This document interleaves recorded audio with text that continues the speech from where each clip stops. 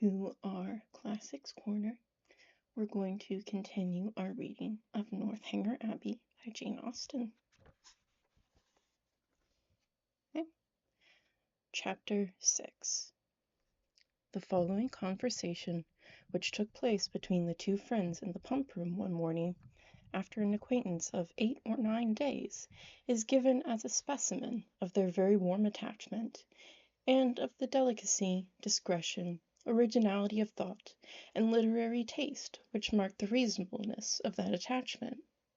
They met by appointment, and as Isabella had arrived nearly 5 minutes before her friend, her first address naturally was, "My dearest creature, what can have made you so late? I have been waiting for you at least this age." "Have you indeed? I am very sorry for it, but really I thought I was in very good time. It is but just 1. I hope you have not been here long." "Oh, these 10 ages at least. I am sure I have been here this half-hour.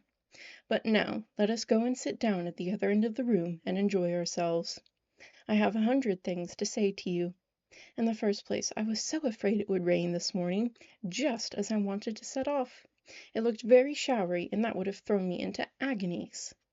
Do you know, I saw the prettiest hat you can imagine in a shop window in Milsom Street just now, very like yours, only with coquelicot ribbons instead of green.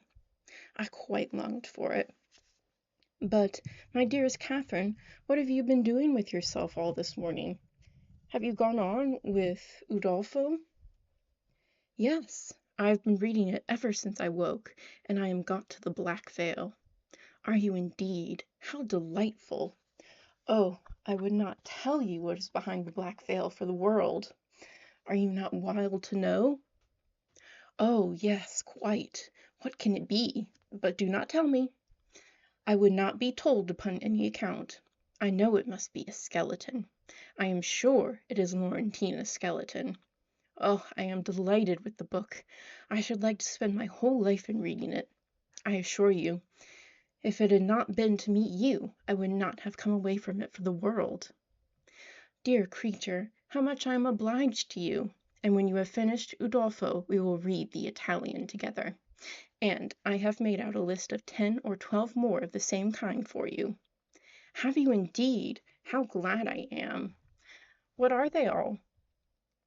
"I will read you their names directly. Here they are in my pocket-book: Castle of Wolfenbach, Claremont, Mysterious Warnings, Necromancer of the Black Forest, Midnight Bell, Orphan of the Rhine, and Horrid Mysteries. Those will last us some time." "Yes, pretty well. But are they all horrid? Are you sure they are all horrid?" "Yes, quite sure, for a particular friend of mine, a Miss Andrews, a sweet girl, one of the sweetest creatures in the world, has read every one of them.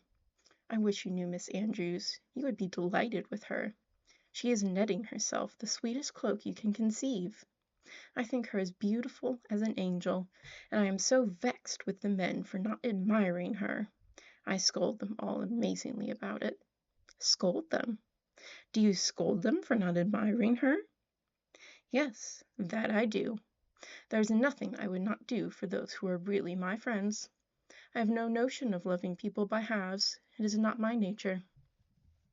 My attachments are always excessively strong.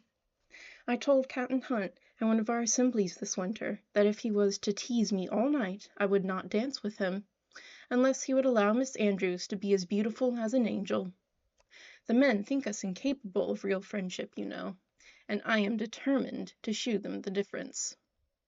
Now, if I were to hear anybody speak slightingly of you, I should fire up in a moment. But that is not at all likely, for you are just the kind of girl to be a great favorite with the men."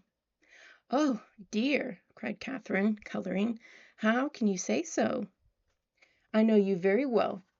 You have so much animation, which is exactly what Miss Andrews wants, for I must confess there is something amazingly insipid about her. Oh, I must tell you that just after we parted yesterday, I saw a young man looking at you so earnestly, I am sure he is in love with you." Catherine colored and disclaimed again. Isabella laughed. It is very true, upon my honor, but I see how it is. You are indifferent to everybody's admiration, except that of one gentleman who shall be nameless. Nay, I cannot blame you. Your feelings are easily understood. Where the heart is really attached, I know very well how little one can be pleased with the attention of anybody else. Everything is so insipid, so uninteresting, that does not relate to the beloved object. I can perfectly comprehend your feelings. But you should not persuade me that I think so very much about Mr. Tilney, for perhaps I may never see him again. Not see him again! My dearest creature, do not talk of it. I am sure you would be miserable if you thought so. No, indeed, I should not. I do not pretend to say that I was not very much pleased with him, but while I have Udolpho to read, I feel as if nobody could make me miserable. Oh, the dreadful black veil! My dear Isabella, I am sure there must be Laurentina's skeleton behind it. It is so odd to me that you should have never read Udolpho before. But I suppose Mrs. Morland objects to novels. No, she does not. She very often reads Sir Charles Grandison herself. But new books do not fall in our way. Sir Charles Grandison? That is an amazing, horrid book, is it not? I remember Miss Andrews could not get through the first volume. It is not like Udolpho at all, but yet I think it is very entertaining. Do you indeed? You surprise me. I thought it had not been readable. But, my dearest Catherine, have you settled what to wear on your head tonight? I am determined at all events to be dressed exactly like you. The men take notice of that sometimes, you know. But it does not signify if they do, said Catherine, very innocently. Signify? Oh, heavens! I make it a rule never to mind what they say. They are very often amazingly impertinent, if you do not treat them with spirit, and make them keep their distance. Are they? Well, I never observed that. They always behave very well to me. Oh, they give themselves such airs. They are the most conceited creatures in the world, and think themselves of so much importance. By the by, though, I have thought of it 100 times. I have always forgot to ask you what is your favorite complexion in a man. Do you like them best dark or fair? I hardly know. I never much thought about it. Something between both, I think. Brown, not fair and not very dark. Very well, Catherine. That is exactly he. I have not forgot your description of Mr. Tilney. A brown skin, with dark eyes, and rather dark hair. Well, my taste is different. I prefer light eyes, and as to complexion, do you know, I like a sallow better than any other. You must not betray me if you should ever meet with one of your acquaintance answering that description.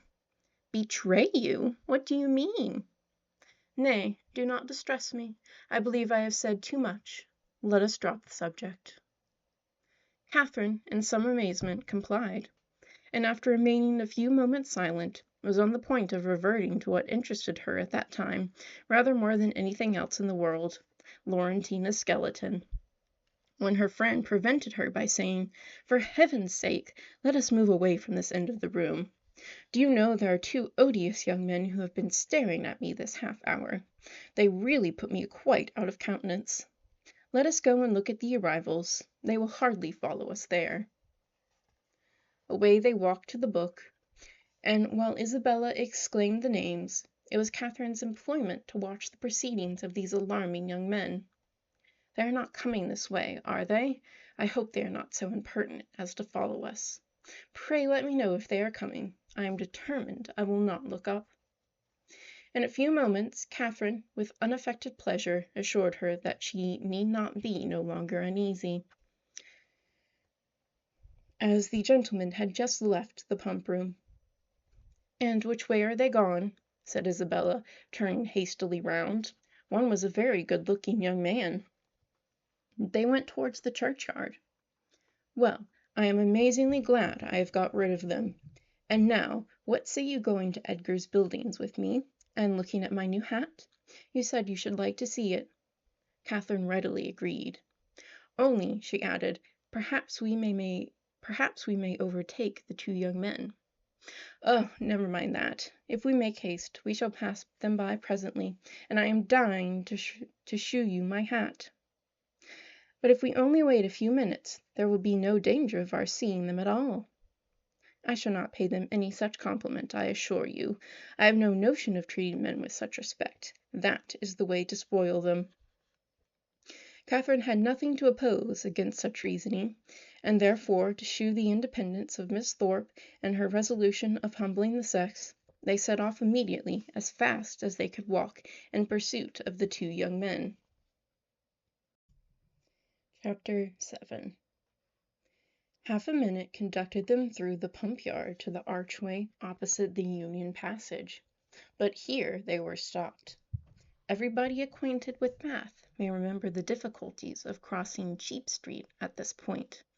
It is indeed a street of so impertinent a nature, so unfortunately connected with the great London and Oxford roads, and the principal inn of the city, that a day never passes in which parties of ladies, however important their business, whether in quest of pastry, millinery, or even of young men, are not detained on one side or other by carriages, horsemen, or carts. This evil had been felt and lamented at least 3 times a day by Isabella since her residence in Bath, and she was now fated to feel and lament it once more, for at the very moment of coming opposite to Union Passage, and within view of the 2 gentlemen who were proceeding through the crowds and threading the gutters of that interesting alley, they were prevented crossing by the approach of the gig, driven along on that pavement by a most knowing-looking coachman, with all the vehemence that could most fitly endanger the lives of himself, his companions, and his horse. "Oh, these odious gigs!" said Isabella, looking up. "How I detest them!"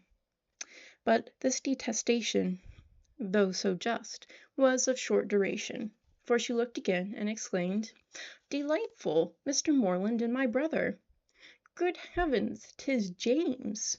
was uttered at the same moment by Catherine, and, on catching the young men's eyes, the horse was immediately checked with a violence which almost threw him on his haunches, and the servant having now scampered up, the gentleman jumped out, and the equipage was delivered to his care. Catherine, by whom this meeting was wholly unexpected, received her brother with the liveliest pleasure, and he, being of a very amiable disposition, and sincerely attached to her, gave every proof on his side of equal satisfaction, which he could have leisure to do, while the bright eyes of Miss Thorpe were incessantly challenging his notice. And to her his devoirs were speedily paid, with a mixture of joy and embarrassment which might have informed Catherine, had she been more expert in the development of other people's feelings, and less simply engrossed by her own, that her brother thought her friend quite as pretty as she could do herself. John Thorpe, who in the meantime had been giving orders about the horses, soon joined them, and from him she directly received the amends which were her due, for while he slightly and carelessly touched the hand of Isabella, on her he bestowed a whole scrape and half a short bow. He was a stout young man of middling height, who, with a plain face and ungraceful form, seemed fearful of being too handsome unless he wore the dress of a groom, and too much like a gentleman unless he were easy where he ought to be civil, and impudent where he might be allowed to be easy. He took out his watch. "How long do you think we have been running it from Tetbury, Miss Morland?" "I do not know the distance." Her brother told her that it was 23 miles. "23!" cried Thorpe. "25 if it is an inch." Morland remonstrated, pleaded the authority of road books, innkeepers, and milestones, but his friend disregarded them all. He had a surer test of distance. "I know it must be 25, said he. "By the time we have been doing it, it is now half after 1. We drove out of the inn-yard at Tetbury as the town clock struck 11, and I defy any man in England to make my horse go less than 10 miles in harness. That makes it exactly 25. "You have lost an hour," said Morland. "It was only 10 when we came from Tetbury." 10 o'clock! It was 11, upon my soul. I counted every stroke. This brother of yours would persuade me out of my senses, Miss Moreland. Do but look at my horse. Did you ever see an animal so made for speed in your life? Such true blood. 3 hours and a half, indeed, coming only 23 miles. Look at that creature, and suppose it possible, if you can. He does look very hot, to be sure. Hot! He had not turned a hair till we came to Walcot Church. But look at his forehand, look at his loins, only see how he moves.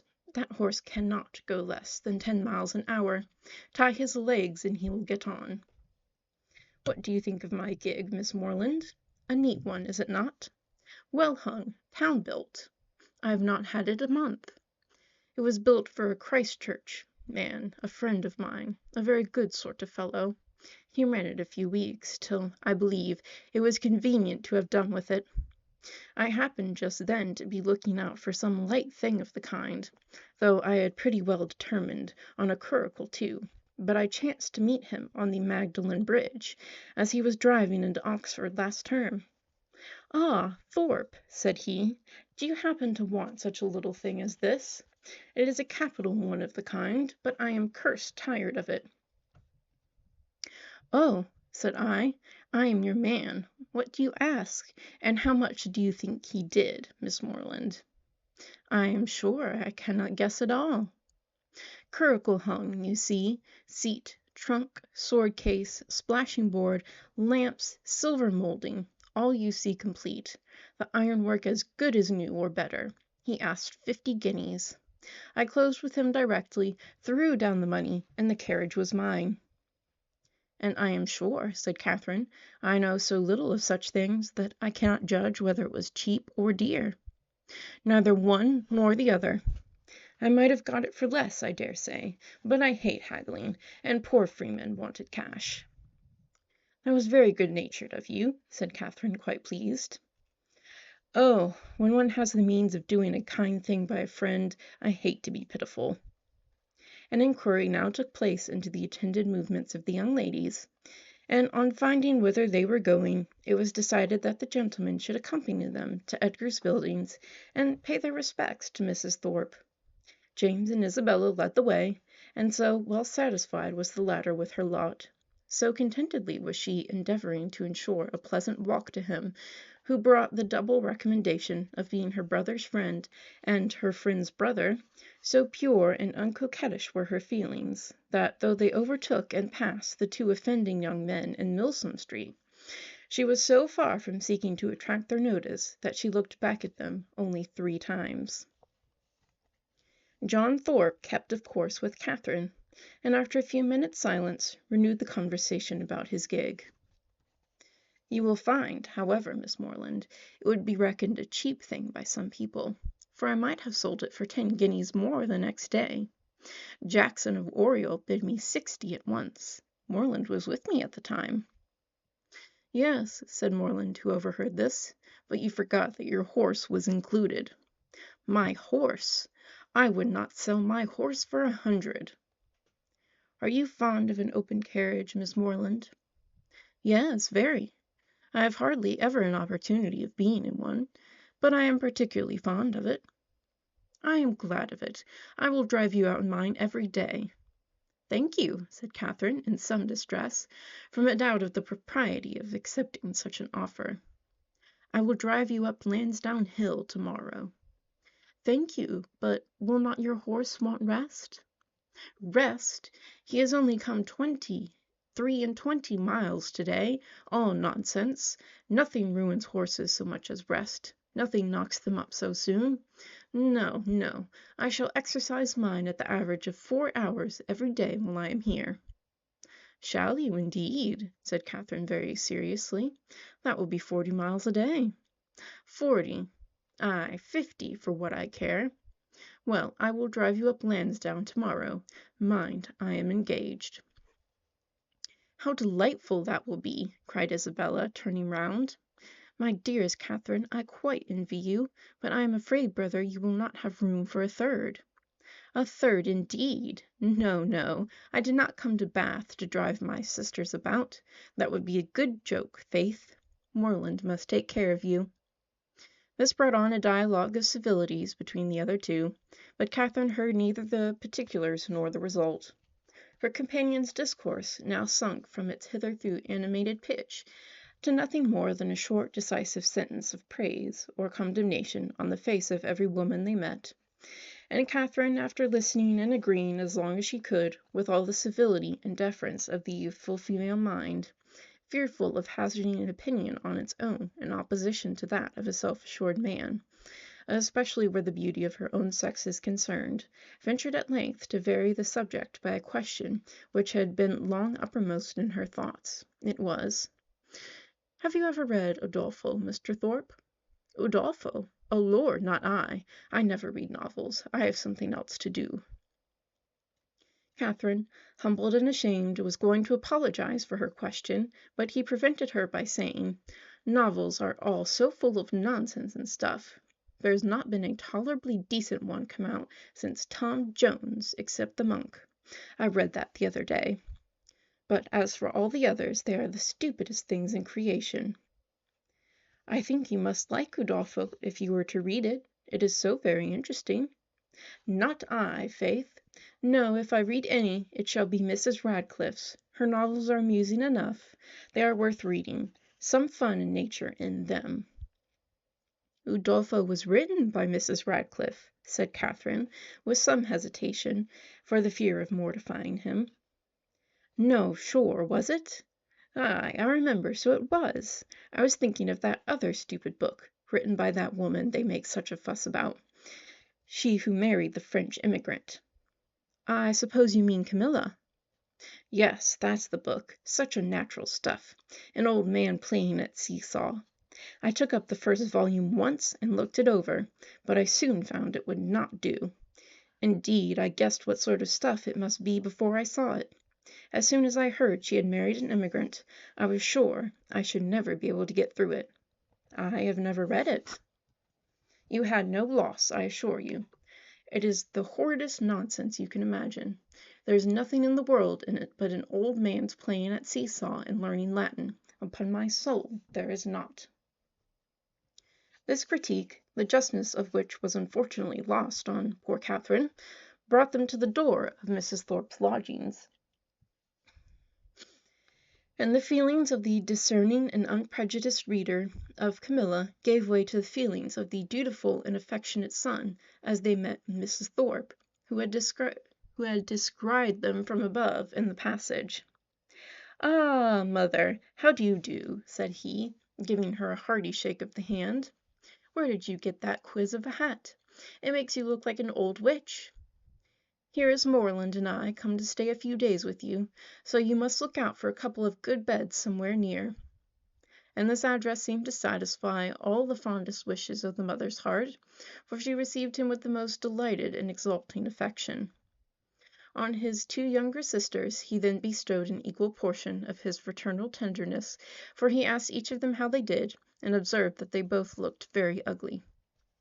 These manners did not please Catherine, but he was James's friend and Isabella's brother, and her judgment was further bought off by Isabella's assuring her, when they withdrew to see the new hat, that John thought her the most charming girl in the world, and by John's engaging her before they had parted to dance with him that evening.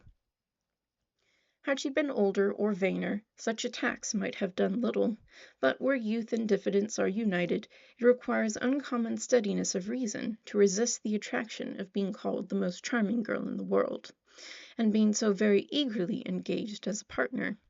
And the consequence was, that when the two Morlands, after sitting an hour with the Thorpes, set off to walk together to Mr. Allen's, and James, as the door was closed on them, said, "Well, Catherine, how do you like my friend Thorpe?"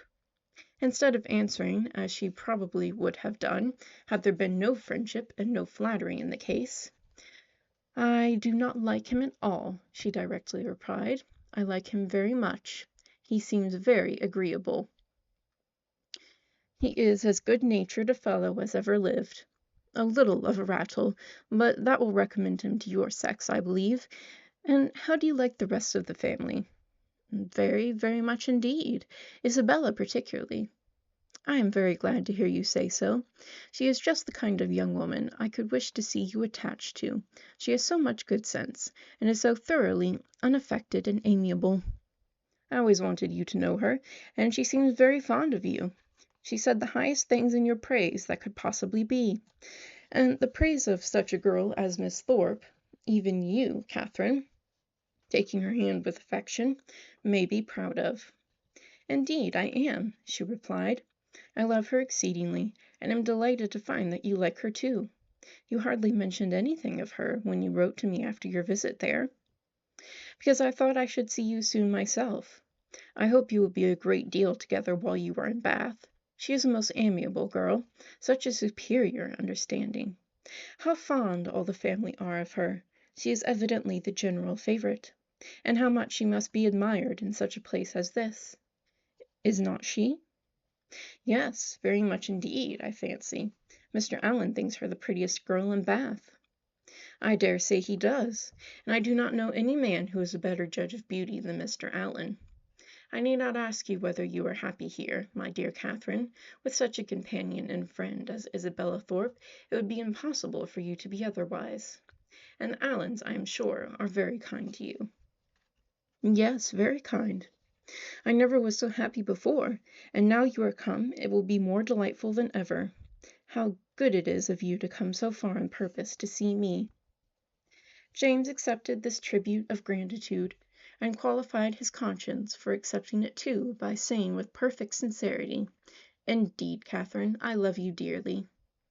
Enquiries and communications concerning brothers and sisters, the situation of some, the growth of the rest, and other family matters now passed between them, and continued, with only one small digression on James's part, and praise of Miss Thorpe, till they reached Pulteney Street, where he was welcomed with great kindness by Mr. and Mrs. Allen, invited by the former to dine with them, and summoned by the latter to guess the price and weight, the merits of a new muff and tippet. A pre-engagement in Edgar's Buildings prevented his accepting the invitation of one friend, and obliged him to hurry away as soon as he had satisfied the demands of the other. The time of the two parties uniting in the octagon room being correctly adjusted, Catherine was then left to the luxury of a raised, restless, and frightened imagination over the pages of Udolpho, lost from all worldly concerns of dressing and dinner, and capable of soothing Mrs. Allen's fears on the delay of an expected dressmaker, and having only 1 minute in 60 to bestow even on the reflection of her own felicity in being already engaged for the evening. Chapter 8. In spite of Udolpho and the dressmaker, however, the party from Pulteney Street reached the upper rooms in very good time.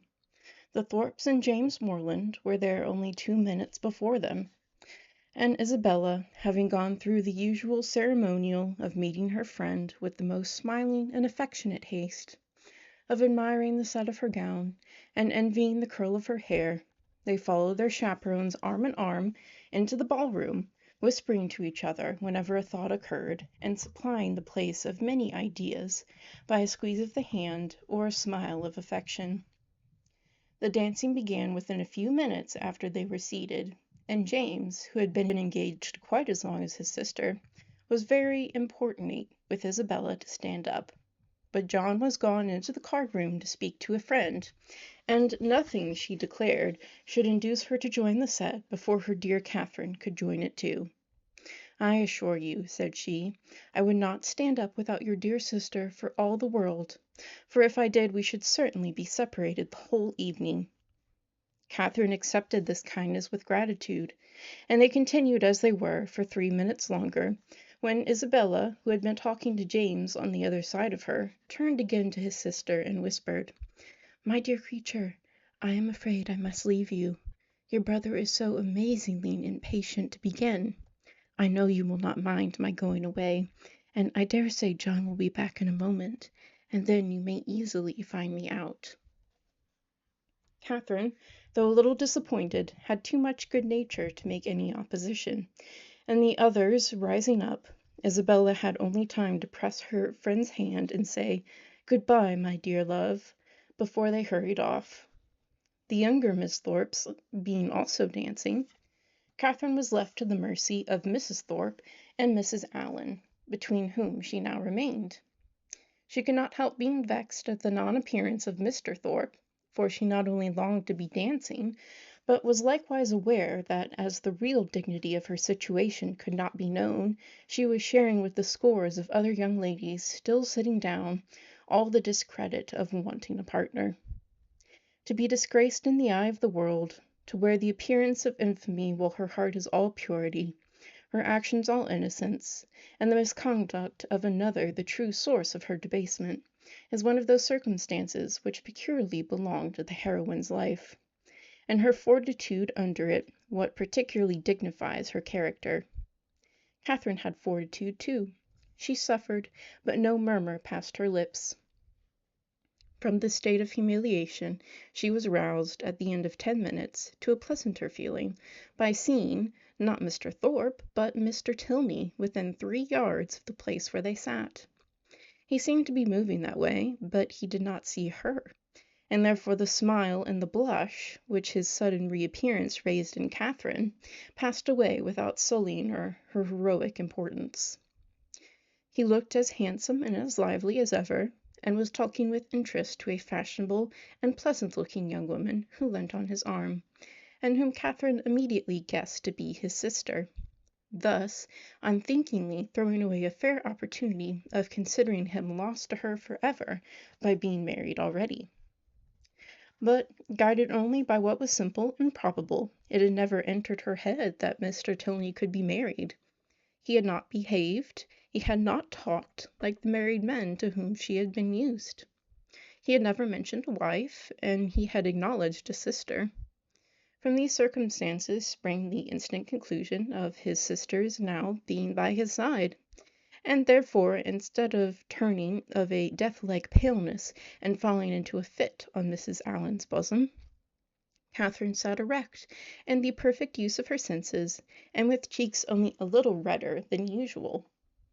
Mr. Tilney and his companion, who continued, though slowly, to approach, were immediately preceded by a lady, an acquaintance of Mrs. Thorpe, and this lady stopping to speak to her, they, as belonging to her, stopped likewise, and Catherine, catching Mr. Tilney's eye, instantly received from him the smiling tribute of recognition. She returned it with pleasure, and then advancing still nearer, he spoke both to her and Mrs. Allen, by whom he was very civilly acknowledged. "I am very happy to see you again, sir. Indeed, I was afraid you had left Bath." He thanked her for her fears, and said that he had quieted for a week on the very morning after having had the pleasure of seeing her. "Well, sir, and I dare say you are not sorry to be back again, for it is just the place for young people, and indeed for everybody else too. I tell Mr. Allen, when he talks of being sick of it, that I am sure he should not complain, for it is so very agreeable a place, and that it is much better to be here than at home at this dull time of year. I tell him he is quite in luck to be sent here for his health. And I hope, madam, that Mr. Allen will be obliged to like the place, from finding it of service to him." "Thank you, sir. I have no doubt that he will. A neighbor of ours, Dr. Skinner, was here for his health last winter, and came away quite stout. That circumstance must give great encouragement." "Yes, sir, and Dr. Skinner and his family were here 3 months. So I tell Mr. Allen he must not be in a hurry to get away." Here they were interrupted by a request from Mrs. Thorpe to Mrs. Allen that she would move a little to accommodate Mrs. Hughes and Miss Tilney with seats, as they had agreed to join their party. This was accordingly done, Mr. Tilney still continuing standing before them, and after a few minutes' consideration, he asked Catherine to dance with him. This compliment, delightful as it was, produced severe mortification to the lady, and in giving her denial she expressed her sorrow on the occasion so very much, as if she really felt it, that had Thorpe, who joined her just afterwards, been half a minute earlier, he might have thought her sufferings rather too acute. The very easy manner in which he then told her that he had kept her waiting did not by any means reconcile her more to her lot. nor did the particulars which he entered into while they were standing up, of the horses and dogs of the friend whom he had just left, and of a proposed exchange of terriers between them, interest her so much as to prevent her looking very often towards that part of the room where she had left Mr. Tilney. Of her dear Isabella, to whom she particularly longed to point out that gentleman, she could see nothing. They were in different sets. She was separated from all her party, and away from all her acquaintance.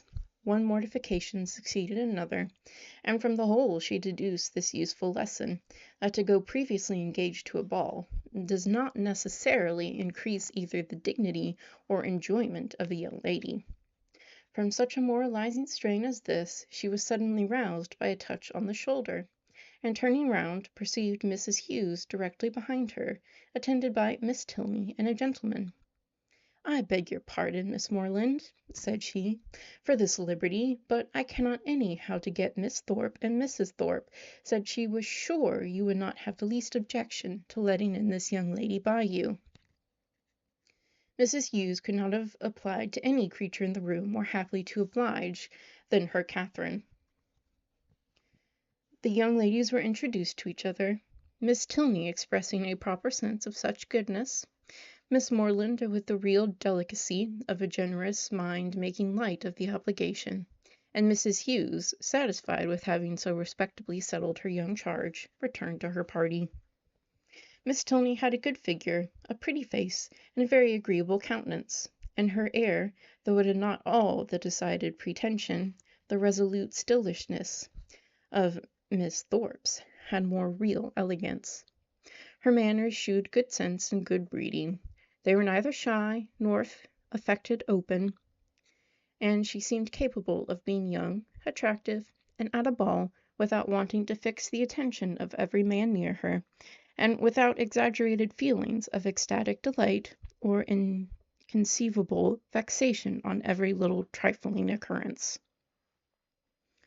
Catherine, interested at once by her appearance and her relationship to Mr. Tilney, was desirous of being acquainted with her, and readily talked, therefore, whenever she could think of anything to say, and had courage and leisure for saying it.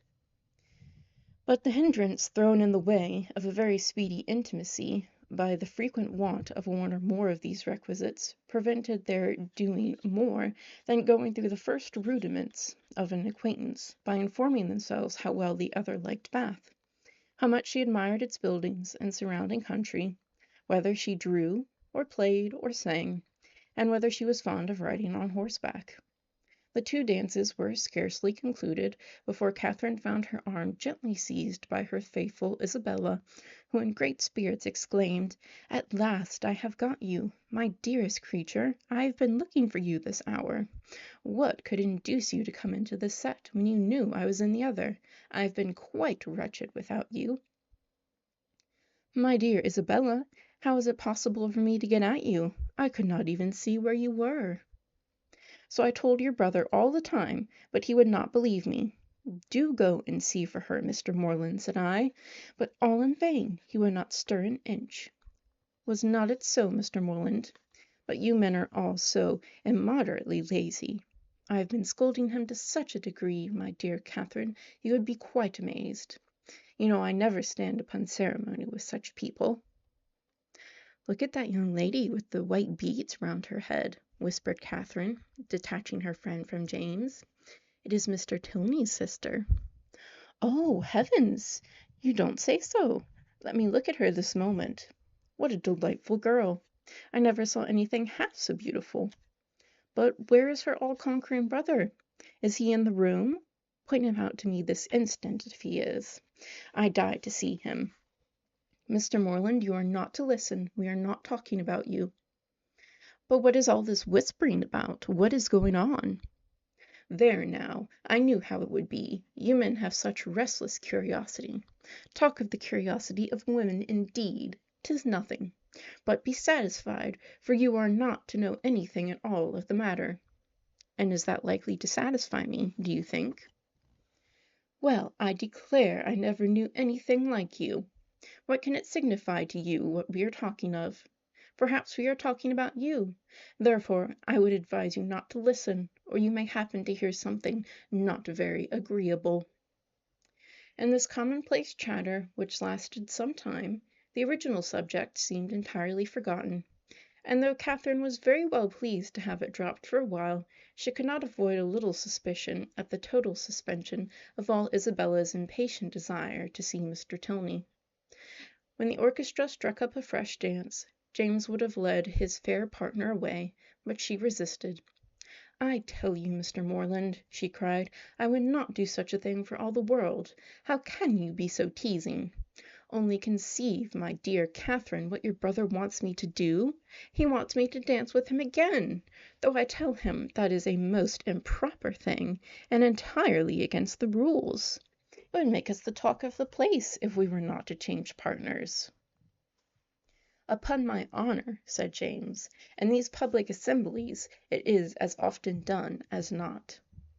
"Nonsense! How can you say so? But when you men have a point to carry, you never stick at anything. My sweet Catherine, do support me. Persuade your brother how impossible it is. Tell him that it would quite shock you to see me do such a thing. Now, would not it?" "No, not at all. But if you think it wrong, you would much better change." "There!" cried Isabella. "You hear what your sister says, and yet you will not mind her. Well, remember that it is not my fault if we set all the old ladies in Bath in a bustle. Come along, my dearest Catherine, for heaven's sake, and stand by me." And off they went to regain their former place.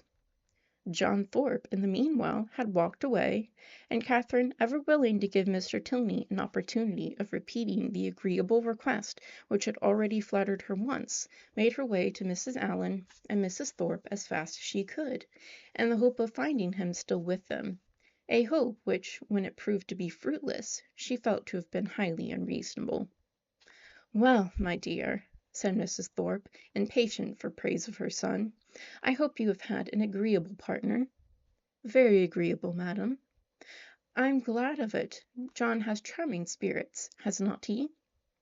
"Did you meet Mr. Tilney, my dear?" said Mrs. Allen. "No. Where is he?" "He was with us just now, and said he was so tired of lounging about that he was resolved to go and dance. So I thought perhaps he would ask you if he met with you." "Where can he be?" said Catherine, looking round. But she had not looked round long before she saw him leading a young lady to the dance. "Ah, he has got a partner. I wish he had asked you," said Mrs. Allen, and after a short silence she added, "He is a very agreeable young man." "Indeed he is, Mrs. Allen," said Mrs. Thorpe, smiling complacently. "I must say, though I am his mother, that there is not a more agreeable young man in the world." This inapplicable answer might have been too much for the comprehension of many, but it did not puzzle Mrs. Allen, for after only a moment's consideration, she said in a whisper to Catherine, "I dare say she thought I was speaking of her son." Catherine was disappointed and vexed.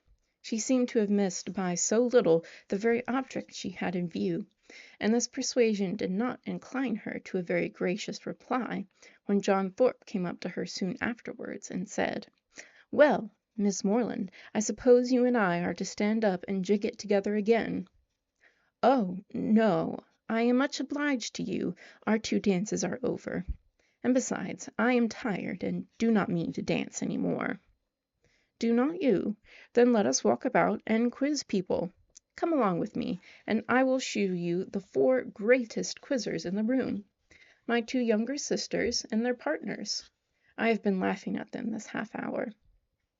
Again Catherine excused herself, and at last he walked off to quiz his sisters by himself. The rest of the evening she found very dull. Mr. Tilney was drawn away from their party at tea to attend that of his partner.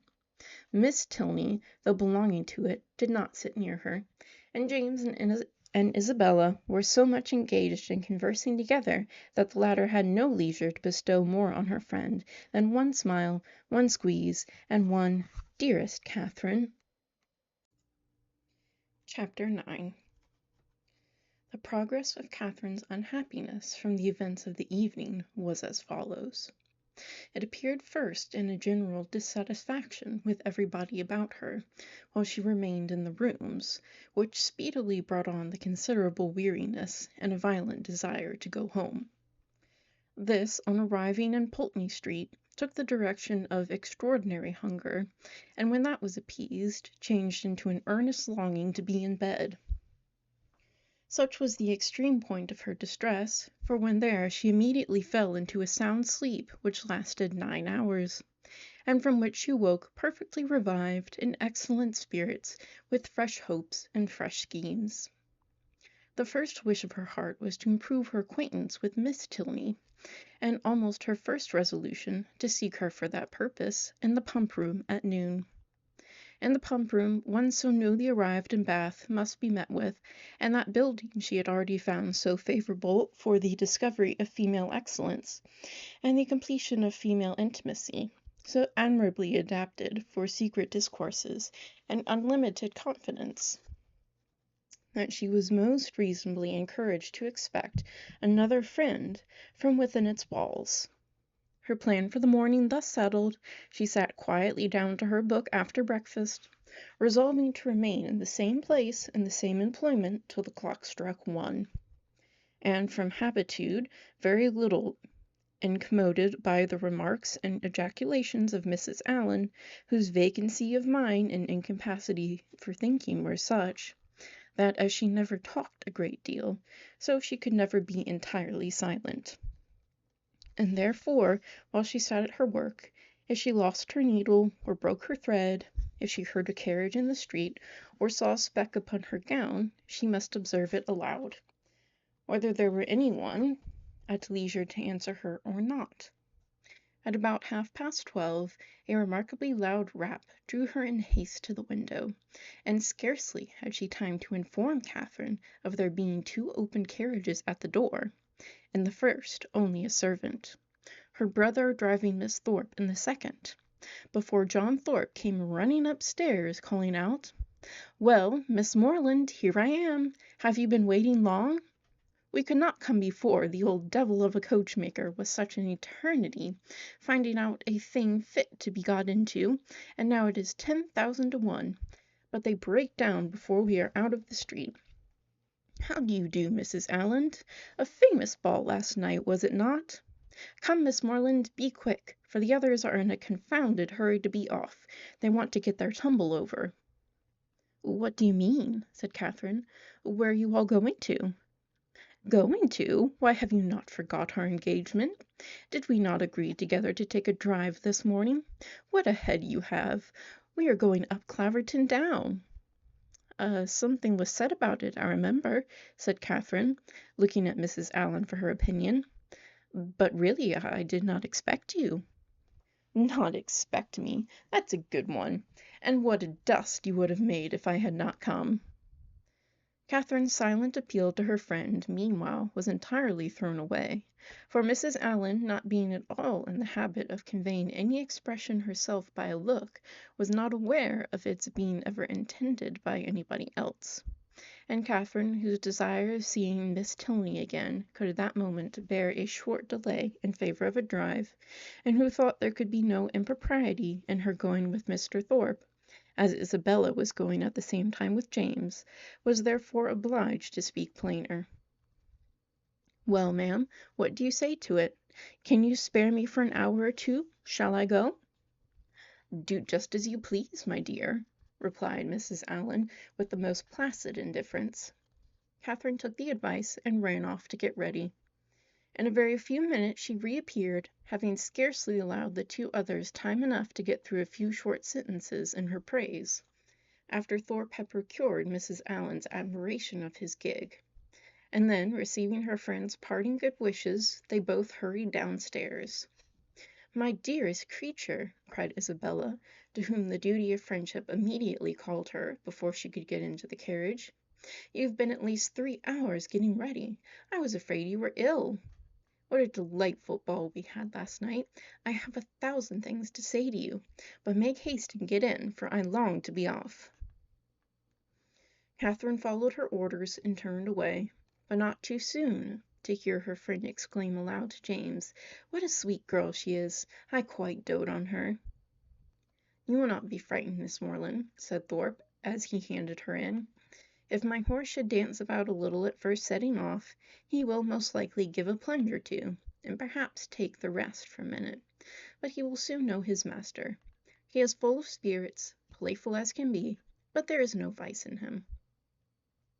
Catherine did not think the portrait a very inviting one, but it was too late to retreat, and she was too young to own herself frightened.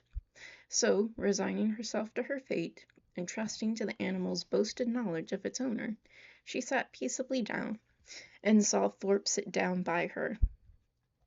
Everything being then arranged, the servant who stood at the horse's head was bid in an important voice to "let him go," and off they went in the quietest manner imaginable, without a plunge or a caper or anything like one. Catherine, delighted at so happy an escape, spoke her pleasure aloud with grateful surprise, and her companion immediately made the matter perfectly simple, by assuring her that was entirely owing to the peculiarly judicious manner in which he had then held the reins, and the singular discernment and dexterity with which he had directed his whip. Catherine, though she could not help wondering that with such perfect command of his horse he should think it necessary to alarm her with a relation of its tricks, congratulated herself sincerely on being under the care of so excellent a coachman, and perceiving that the animal continued to go on in the same quiet manner, without shewing the smallest propensity towards any unpleasant vivacity, and, considering its inevitable pace was 10 miles an hour, by no means alarmingly fast, gave herself up to all the enjoyment of air and exercise of the most invigorating kind in a fine, mild day of February, with the consciousness of safety. A silence of several minutes succeeded their first short dialogue. It was broken by Thorpe saying very abruptly, "Old Allen is as rich as a Jew, is he not?" Catherine did not understand him, and he repeated his question, adding an explanation. "Old Allen, the man you are with." "Oh, Mr. Allen, you mean?" "Yes, I believe he is very rich." "And no children at all?" "No, not any." "A famous thing for his next heirs. He is your godfather, is not he?" "My godfather? No." "But you were always very much with them." "Yes, very much." "Aye, that is what I meant. He seems a good kind of old fellow enough, and has lived very well in his time. I dare say he is not gouty for nothing. Does he drink his bottle a day now?" "His bottle a day? No. Why should you think of such a thing? He is a very temperate man. And you could not fancy him in liquor last night?" "Lord help you, you women are always thinking of men being in liquor. Why, you do not suppose a man is overset by a bottle? I am sure of this, that if everybody was to drink their bottle a day, there would not be half the disorders in the world there are now. It would be a famous good thing for us all." "I cannot believe it." "Oh, Lord, it would be the saving of thousands. There's not the 100th part of the wine consumed in this kingdom that there ought to be. Our foggy climate wants help. And yet I have heard that there is a great deal of wine drank in Oxford." "Oxford! There is no drinking at Oxford now, I assure you. Nobody drinks there. You would hardly meet with a man who goes beyond his 4 pints at the utmost. Now, for instance, it was reckoned a remarkable thing at the last party in my rooms, that upon an average we cleared about 5 pints a head. It was looked upon as something out of the common way. Mine is famous good stuff, to be sure. You would not often meet with anything like it in Oxford, and that may account for it. But this will just give you a notion of the general rate of drinking there." "Yes, it does give a notion," said Catherine warmly. "And that is, that you all drink a great deal more wine than I thought you did. However, I am sure James does not drink so much." This declaration brought on a loud and overpowering reply, of which no part was very distinct, except the frequent exclamations, amounting almost to oaths, which adorned it, and Catherine was left, when it ended, with rather a strengthened belief of there being a great deal of wine drank in Oxford, and the same happy conviction of her brother's comparative sobriety. Thorpe's ideas then all reverted to the merits of his own equipage, and she was called on to admire the spirit and freedom with which his horse moved along, and the ease which his paces, as well as the excellence of the springs, gave the motion of the carriage. She followed him in all his admiration as well as she could.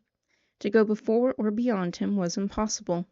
His knowledge and her ignorance of the subject, his rapidity of expression and her diffidence of herself, put that out of her power. She could strike out nothing new in commendation, but she readily echoed whatever he chose to assert, and it was finally settled between them without any difficulty that his equipage was altogether the most complete of its kind in England, his carriage the neatest, his horse the best goer, and himself the best coachman. "You do not really think, Mr. Thorpe," said Catherine, venturing after some time to consider the matter as entirely decided, and to offer some little variation on the subject, "that James's gig will break down." "Break down? Oh, Lord! Did you ever see such a little tituppy thing in your life? There's not a sound piece of iron about it. The wheels have been fairly worn out these 10 years at least, and as for the body, upon my soul, you might shake it to pieces yourself with a touch. It is the most devilish little rickety business I ever beheld. Thank God we have got a better. I would not be bound to go 2 miles in it for 50,000 pounds. "Good heavens!" cried Catherine, quite frightened. "Then pray let us turn back. They will certainly meet with an accident if we go on. Do let us turn back, Mr. Thorpe. Stop and speak to my brother, and tell him how very unsafe it is." "Unsafe? Oh, Lord! What is there in that? They will only get a roll if it does break down, and there is plenty of dirt. It will be excellent falling. Oh, curse it! The carriage is safe enough if a man knows how to drive it. A thing of that sort in good hands will last about 20 years after it is fairly worn out. Lord bless you! I would undertake for £5 to drive it to York and back again without losing a nail." Catherine listened with astonishment. She knew not how to reconcile two such very different accounts of the same thing, for she had not been brought up to understand the propensities of a rattle, nor to know how many idle assertions and impudent falsehoods the excess of vanity will lead. Her own family were plain matter-of-fact people, who seldom aimed at wit of any kind, her father at the utmost being contented with a pun, and her mother with a proverb. They were not in the habit, therefore, of telling lies to increase their importance, or of asserting at one moment what they would contradict the next.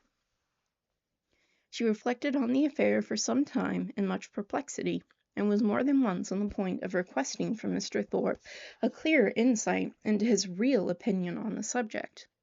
But she checked herself, because it appeared to her that he did not excel in giving those clearer insights, and making those things plain which he had before made ambiguous.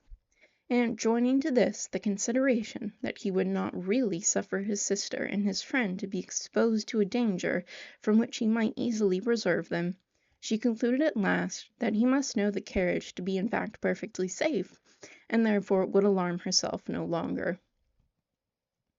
By him the whole matter seemed entirely forgotten, and all the rest of his conversation, or rather talk, began and ended with himself and his own concerns. He told her of horses which he had bought for a trifle and sold for incredible sums, of racing matches in which his judgment had infallibly foretold the winner, of shooting parties in which he had killed more birds than all his companions together, and described to her some famous day's sport with the foxhounds, in which his foresight and skill in directing the dogs had repaired the mistakes of the most experienced huntsmen, and in which the boldness of his riding, though it had never endangered his own life for a moment, had been constantly leading others into difficulties which he calmly concluded had broken the necks of many.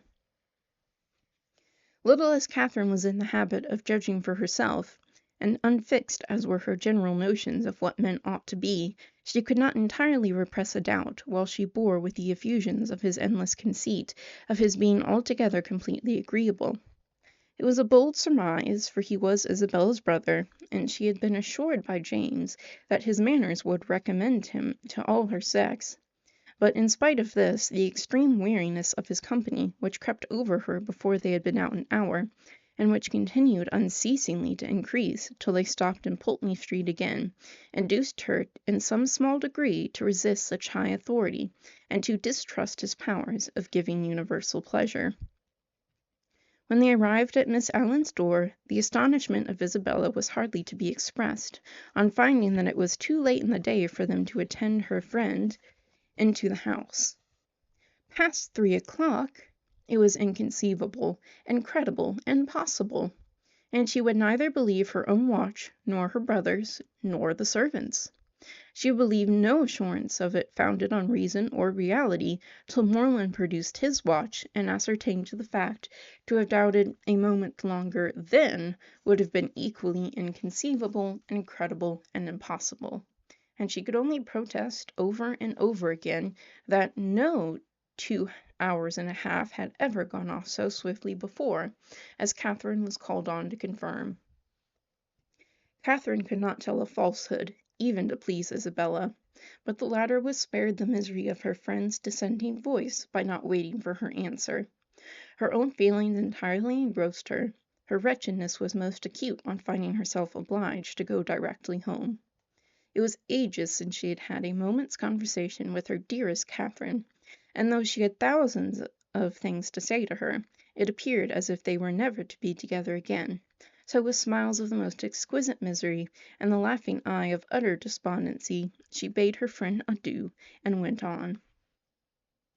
Catherine found Mrs. Allen just returned from all the busy idleness of the morning, and was immediately greeted with, "Well, my dear, here you are," a truth to which she had no greater inclination than power to dispute. "And I hope you have had a pleasant airing."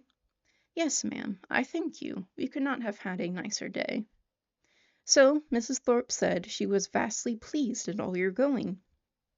So you have seen Mrs. Thorpe, then?" "Yes, I went to the pump room as soon as you were gone, and there I met her, and we had a great deal of talk together. She said there was hardly any veal to be got at the market this morning. It is so uncommonly scarce." "Did you see anybody else of our acquaintance?" "Yes, we agreed to take a turn in the Crescent, and there we met Mrs. Hughes and Mr. and Miss Tilney walking with her." "Did you indeed? And did they speak to you?" "Yes, we walked along the Crescent together for half an hour. They seemed very agreeable people. Miss Tilney was in a very pretty spotted muslin, and I fancy, by what I can learn, that she always dresses very handsomely. Mrs. Hughes talked to me a great deal about the family." "And what did she tell you of them?" "Oh, a vast deal indeed. She hardly talked of anything else." "Did she tell you what part of Gloucestershire they come from?" "Yes, she did, but I cannot recollect now. But they are very good kind of people, and very rich. Mrs. Tilney was a Miss Drummond, and she and Mrs. Hughes were schoolfellows, and Miss Drummond had a very large fortune, and when she married her father gave her £20,000 and 500 to buy wedding clothes, and Mrs. Hughes saw all the clothes after they came from the warehouse." "And aren't Mr. and Mrs. Tilney in Bath?" "Yes, I fancy they are, but I am not quite certain. Upon recollection, however, I have a notion they are both dead. At least, the mother is. Yes, I am sure Mrs. Tilney is dead, because Mrs. Hughes told me there was a very beautiful set of pearls that Mr. Drummond gave his daughter on her wedding day, and that Miss Tilney has got now, for they were put by for her when her mother died." "And is Mr. Tilney, my partner, the only son?" "I cannot be quite positive about that, my dear. I have some idea he is. But, however, he is a very fine young man," Mrs. Hughes said, "and likely to do very well." Catherine inquired no further. She had heard enough to feel that Mrs. Allen had no real intelligence to give, and that she was most particularly unfortunate herself in having missed such a meeting with both brother and sister. Could she have foreseen such a circumstance, nothing should have persuaded her to go out with the others, and, as it was, she could only lament her ill luck and think over what she had lost, till it was clear to her that the drive had by no means been very pleasant, and that John Thorpe himself was quite disagreeable. Chapter 10. The Allens, Thorpes, and Morlands all met in the evening at the theatre, and as Catherine and Isabella sat together, there was then an opportunity for the latter to utter some few of the many thousand things which had been collecting within her for communication, and the immeasurable length of time which had divided them. "Oh, heavens! My beloved Catherine, have I got you at last?" was her address on Catherine's entering the box and sitting by her. "Now, Mr. Morland," for he was close to her on the other side, "I shall not speak another word to you all the rest of the evening, so I charge you not to expect it. My sweetest Catherine, how have you been this long time? But I need not ask you, for you look delightfully. You really have done your hair in a more heavenly style than ever. You mischievous creature, do you want to attract everybody? I assure you, my brother is quite in love with you already. And as for Mr. Tilney, but that is a settled thing. Even your modesty cannot doubt his attachment now. His coming back to Bath makes it too plain. Oh, what would not I give to see him! I really am quite wild with impatience. My mother says he is the most delightful young man in the world. She saw him this morning, you know. You must introduce him to me. Is he in the house now? Look about, for heaven's sake. I assure you I can hardly exist till I see him." "No," said Catherine, "he is not here. I cannot see him anywhere." "Oh, horrid! Am I never to be acquainted with him? How do you like my gown? I think it does not look amiss. The sleeves were entirely my own thought. Do you know I get so immoderately sick of Bath. Your brother and I were agreeing this morning that, though it is vastly well to be here for a few weeks, we would not live here for millions. We soon found out that our tastes were exactly alike in preferring the country to every other place. Really, our opinions were so exactly the same it was quite ridiculous. There was not a single point in which we differed. I would not have had you by for the world. You are such a sly thing. I am sure you would have made some droll remark or other about it." "No, indeed, I should not." "Oh, yes, you would, indeed. I know you better than you know yourself. You would have told us that we seemed born for each other, or some nonsense of that kind, which would have distressed me beyond conception. My cheeks would have been red as your roses. I would not have had you by for the world." "Indeed, you do me injustice. I would not have made so improper a remark upon any account. And besides, I am sure it would never have entered my head." Isabella smiled incredulously, and talked the rest of the evening to James. Catherine's resolution of endeavouring to meet Miss Tilney again continued in full force the next morning, and till the usual moment of going to the pump-room she felt some alarm from the dread of a second prevention. But nothing of that kind occurred. No visitors appeared to delay them, and they all three set off in good time for the pump-room, where the ordinary course of events and conversation took place. Mr. Allen, after drinking his glass of water, joined some gentlemen to talk over the politics of the day and compare the accounts of their newspapers, and the ladies walked about together, noticing every new face and almost every new bonnet in the room. The female part of the Thorpe family, attended by James Morland, appeared among the crowd in less than a quarter of an hour, and Catherine immediately took her usual place by the side of her friend. James, who was now in constant attendance, maintained a similar position, and separating themselves from the rest of their party, they walked in that manner for some time,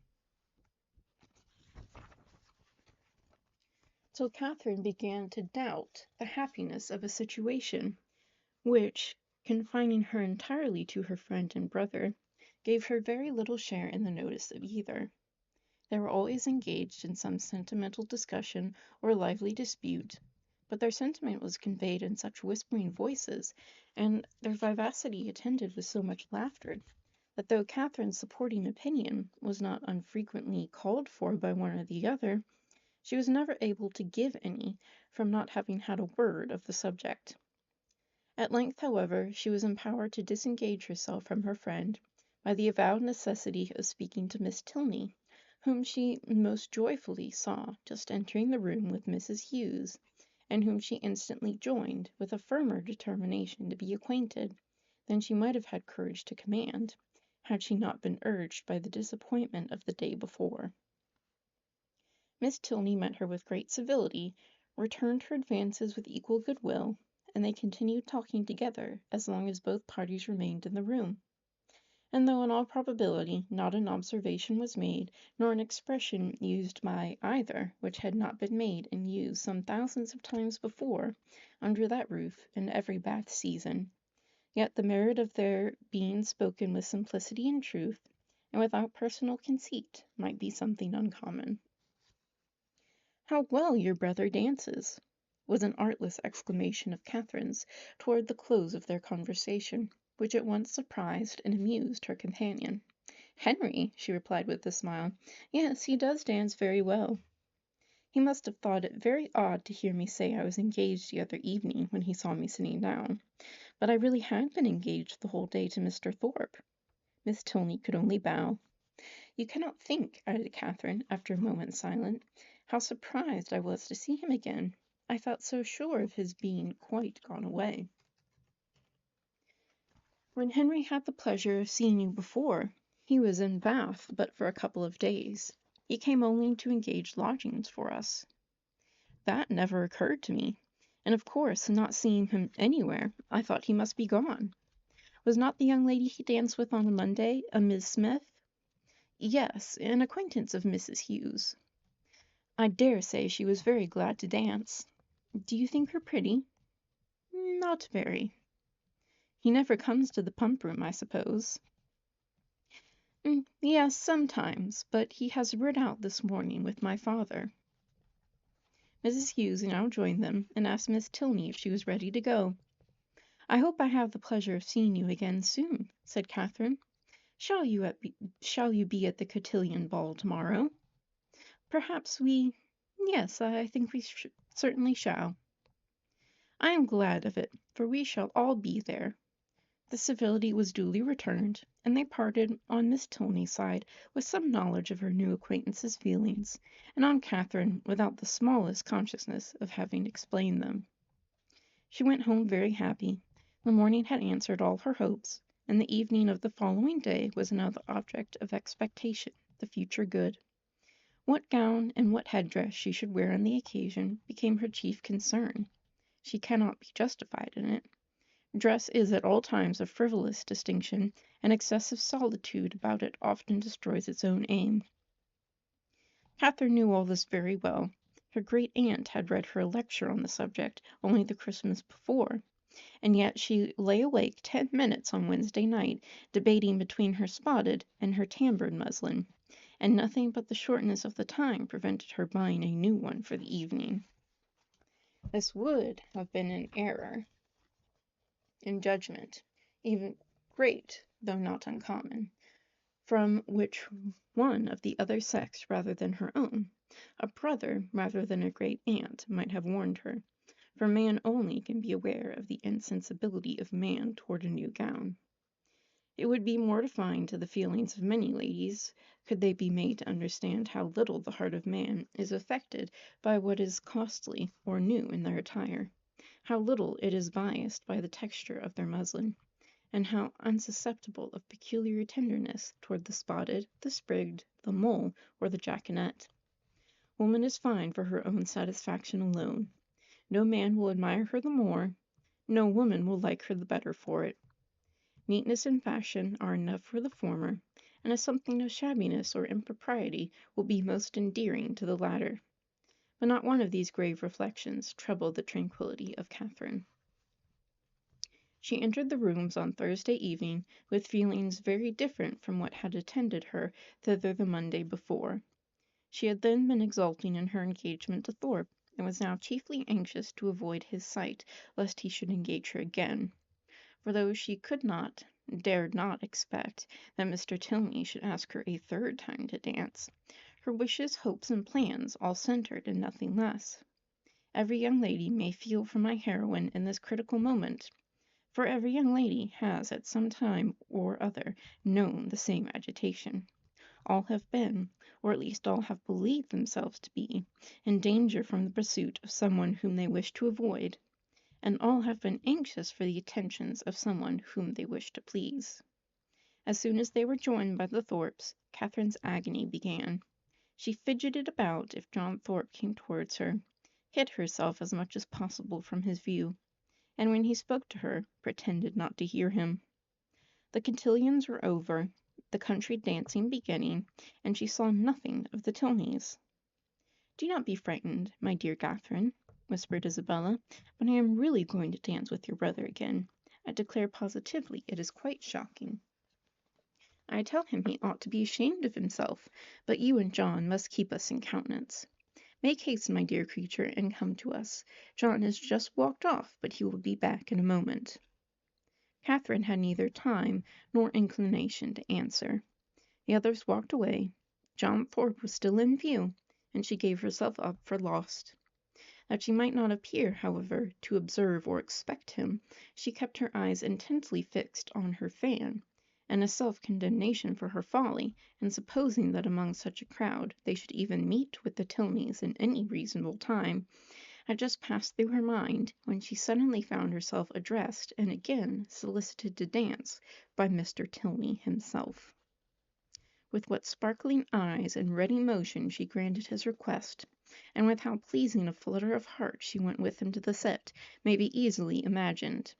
To escape, and as she believed, so narrowly escape John Thorpe, and to be asked so immediately on his joining her, asked by Mr. Tilney, as if he had sought her on purpose, it did not appear to her that life could supply any greater felicity. Scarcely had they worked themselves into the quiet possession of a place, however, when her attention was claimed by John Thorpe, who stood behind her. "Hey day, Miss Moreland," he said, "what is the meaning of this? I thought you and I were to dance together." "I wonder you should think so, for you never asked me." "That is a good one. By Jove! I asked you as soon as I came into the room, and I was just going to ask you again, but when I turned round you were gone. This is a cursed shabby trick.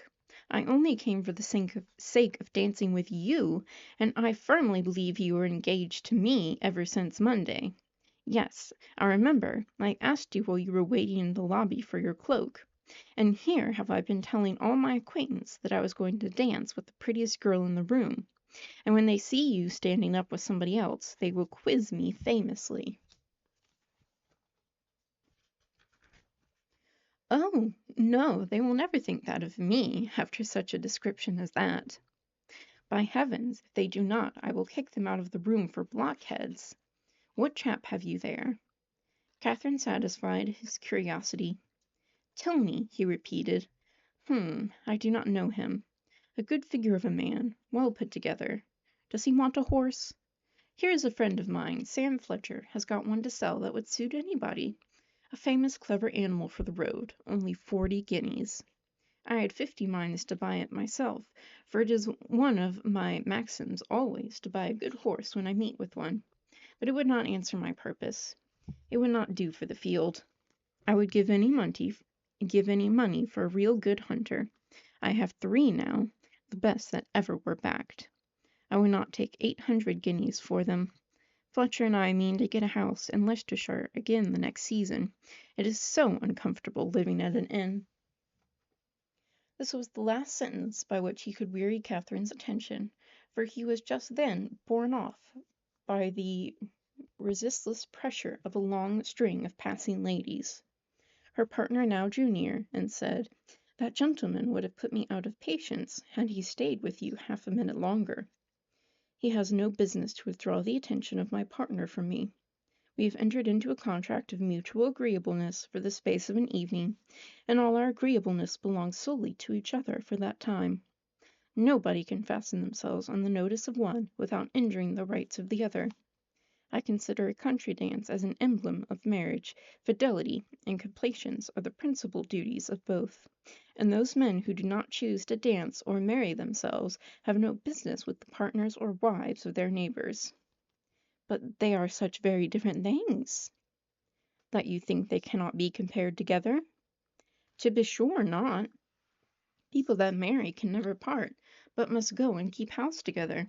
People that dance only stand opposite each other in a long room for half an hour. And such is your definition of matrimony and dancing. Taken in that light, certainly, the resemblance is not striking. But I think I could place them in such a view. You will allow that in both, man has the advantage of choice, woman only the power of refusal. That in both it is an engagement between man and woman, formed for the advantage of each, and that when once entered into, they belong exclusively to each other till the moment of its dissolution. That is their duty, each to endeavor to give the other no cause for wishing that he or she had bestowed themselves elsewhere, and that their best interest to keep their own imaginations from wandering towards the perfections of their neighbors, or fancying that they should have been off with anyone else. You will allow all this? Yes, to be sure, as you stated, all this sounds very well, but still they are so very different. I cannot look upon them at all in the same light, nor think the same duties belong to them. In one respect, there certainly is a difference. In marriage, the man is supposed to provide for the support of the woman to make the home agreeable to the man. He is to purvey, and she is to smile. But in dancing their duties are exactly changed. The agreeableness, the compliance, are expected from him, while she furnishes the fan and the lavender water. That, I suppose, was the difference of duties which struck you as rendering the conditions incapable of comparison. No, indeed, I never thought of that. Then I am quite at a loss. One thing, however, I must observe. This disposition on your side is rather alarming. You totally disallow any similarities in the obligations, and may I not thence infer that your notions of the duties of the dancing state are not so strict as your partner might wish? Have I not reason to fear that if the gentleman who spoke to you just now were to return, or if any gentleman were to address you, there would be nothing to restrain you from conversing with him as long as you chose? Mr. Thorpe is such a very particular friend of my brother's that if he talks to me, I must talk to him again. But there are hardly 3 young men in the room besides him that I have any acquaintance with. And is that to be my only security? Alas, alas! Nay, I am sure you cannot have a better, for if I do not know anybody, it is impossible for me to talk to them. And besides, I do not want to talk to anybody. Now you have given me a security worth having, and I shall proceed with courage. Do you find Bath as agreeable as when I had the honor of making the inquiry before? Yes, quite. More so, indeed. More so. Take care, or you will forget to be tired of it at the proper time. You ought to be tired at the end of 6 weeks. I do not think I should be tired if I were to stay here 6 months. Bath, compared with London, has little variety, and so everybody finds out every year. For 6 weeks I allow Bath is pleasant enough, but beyond that it is the most tiresome place in the world. You would be told so by people of all descriptions, who come regularly every winter, lengthen their 6 weeks into 10 or 12, and go away at last because they can afford to stay no longer. Well, other people must judge for themselves, and those who go to London may think nothing of Bath. But I, who live in a small retired village in the country, can never find greater sameness in such a place than in my own home. For here are a variety of amusements, a variety of things to be seen and done all day long, which I can know nothing of there. You are not fond of the country? Yes, I am. I have always lived there, and always been very happy. But certainly there is much more sameness in a country life than in a Bath life. One day in the country is exactly like another. But then you spend your time so much more rationally in the country. Do I? Do you not? I do not believe there is much difference. Here you are in pursuit only of amusement all day long. and so I am at home. Only I do not find so much of it. I walk about here, and so I do there. But here I see a variety of people in every street, and there I can only go and call on Mrs. Allen." Mr. Tilney was very much amused. "Only go and call on Mrs. Allen," he repeated.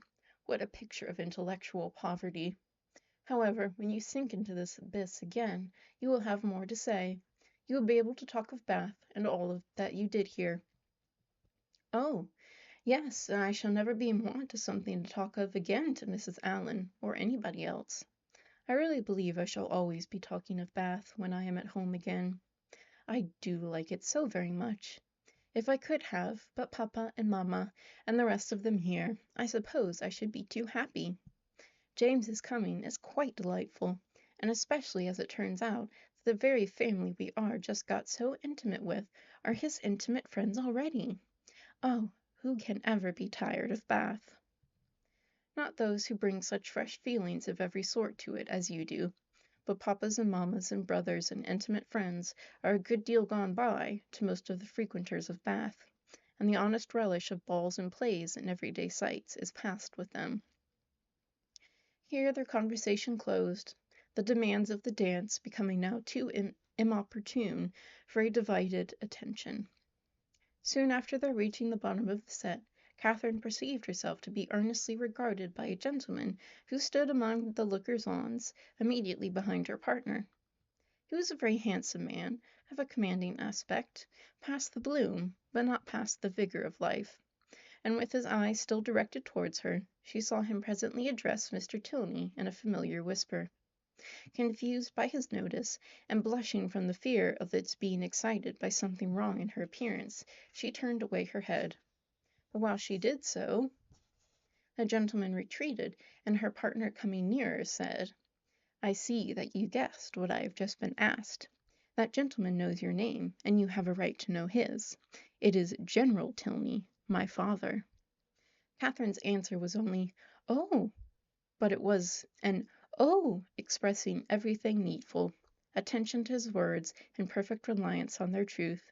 With real interest and strong admiration did her eye now follow the general as he moved through the crowd. "And how handsome a family they are," was her secret remark. And chatting with Miss Tilney before the evening concluded, a new source of felicity arose to her. She had never taken a country walk since her arrival in Bath.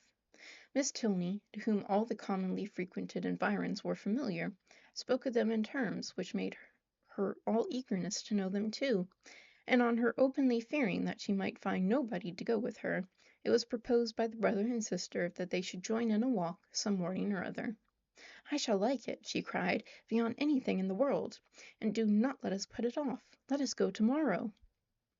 This was not readily agreed to, with only a proviso of Miss Tilney's that it did not rain, which Catherine was sure it would not.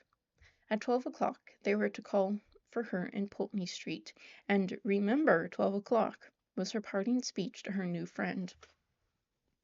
Of her older, her more established friend, Isabella, of whose fidelity and worth she had enjoyed a fortnight's experience, she scarcely saw anything during the evening. Yet, though longing to make her acquainted with her happiness, she cheerfully submitted to the wish of Mr. Allen, which took them rather early away, and her spirits danced within her as she danced in her chair all the way home.